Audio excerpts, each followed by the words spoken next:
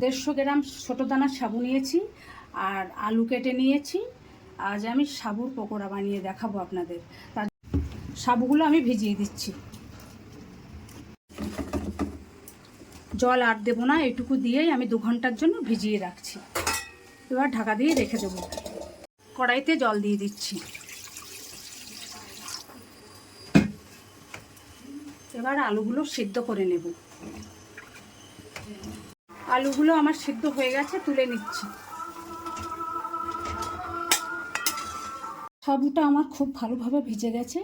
আমি এই সাবুর পকোড়া বানানোর জন্য নিয়েছি আদা গ্রেট করে, কাঁচা লঙ্কা কুচি, একটু লেবু আর ধনেপাতা কুচি আর চিনেবাদাম ভাজা। আলুটা সিদ্ধ করে নিয়েছি আর একটু চিলি ফ্লেক্স নিয়েছি। সাবুগুলো একটা বড় পাত্রে নিয়ে নিয়েছি। এবার আলু সিদ্ধটা চটকে দিয়ে দেব। দিয়ে দিচ্ছি গ্রেট করা আদা, লঙ্কা,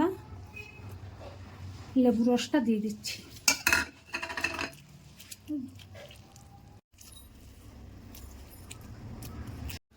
দিয়ে দিচ্ছি ধনেপাতা কুচি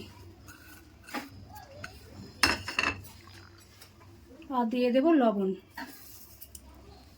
দিয়ে দিচ্ছি একটু চিলি ফ্লেক্স আর দিয়ে দেব চিনেবাদাম গুঁড়ো। এটা আমি ভালো করে মেখে নেব। আজ অশোক ষষ্ঠী, আমি আমার ছোট যা দুইজনে মিলে এই সাবুর পকোড়াটা খাবো আর বাড়ির সবাই খাবে। আর সাবু মাখা খাবো।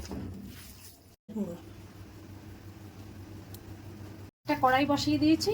এবার কড়াইতে তেল দিয়ে দিচ্ছি।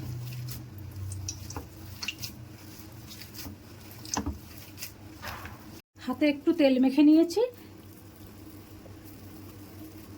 এরকম গোল গোল চ্যাপটা চ্যাপটা বানিয়ে নেব।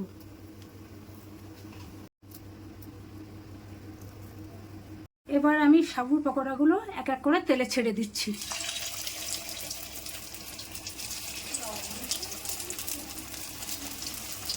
যে কোনো উপবাসের দিন আপনারা বানিয়ে খাবেন, খুব ভালো লাগে এগুলো। পকোড়াগুলো আমি উল্টে দিচ্ছি।